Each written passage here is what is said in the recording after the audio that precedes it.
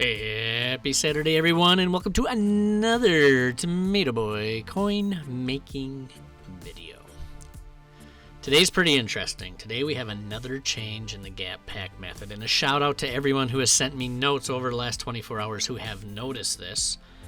But a special shout out to Not Really That Funny, who is the first one to send me a note, and noticing a difference in some of the polls that he has had in the gap pack method. So shout out to everybody who's been keeping track. As you guys know, we crowdsource what we poll in the gap pack. The link is below in the description. If you want to add in your polls and help out the community, please go to that link and put in your gap pack polls. So he sent me a DM on Twitter, and right there is why. As you saw there, we polled an elite card. That was a Campus Hero 80.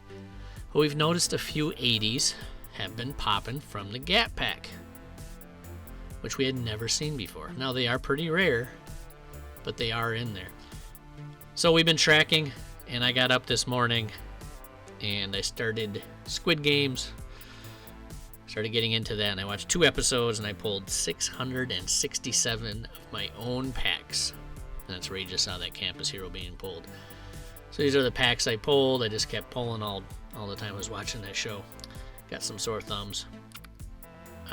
But here's the results. I'm going to walk you through what has changed in the gap pack method and how it is now the most profitable it has been since Madden 22 has released. It is super interesting. And the more programs that come out, like Gridiron Guardians, the more we see a benefit to the gap pack method. I'll walk you through all the data, and I'll show you why. So one of the reasons, and this is mutt.gg, let's go in here and sort by the power-ups. Let's go by price descending here, take a look at these. There are a lot of power-ups in this game. I don't remember if I ever remember seeing this many power-ups in the game. I mean, there's got to be 500 power-ups in the game. But take a look here. The top power-ups, because of Gridiron Guardians, they're selling 30, 40, 50,000 coins for these power-ups. And you can get them out of the gap pack. When I pulled those 667 this morning, I pulled 2 power-ups that are worth 50,000 coins, and the other one was 30,000 coins. That was just 2 of the cards.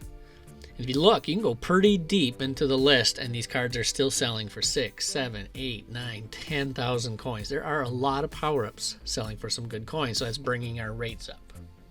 So let's first walk through the polls. The one on the left, this pie chart, is last week's polls, and the one on the right is the new polls as of this weekend.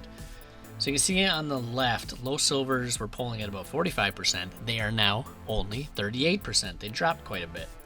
High silvers were polling at 33%. Now they're 30%, dropped a little. Low golds were around 16%. Now they're around 21%.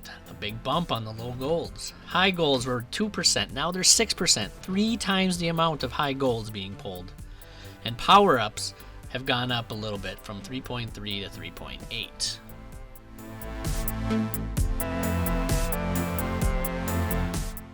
Alright, so this is this week's polls. And I don't want to focus so much on the polls and the poll rates because we just talked about those. But notice the sell prices. Last week, low silvers were selling on an average right around 500 coins, a little less actually. Now, because they're coming out at a little lesser rate, they're now selling around 650. So supply has dropped, so the price has gone up. High silvers, a little bit higher at 650. Low golds have dropped to 1100 because the supply is greater. High golds have dropped drastically to 2200 for 2 reasons. The supply is greater from the gap pack, but also because people have already done the team diamonds or they're just not profitable and a pain. And then you can see there your 80 that we pulled, 2 of them at 8,000 coins each. And then the power-ups, average all in 2,465 coins each, and that 4% rate, which is up quite a bit from the first time we were tracking this 3 weeks ago.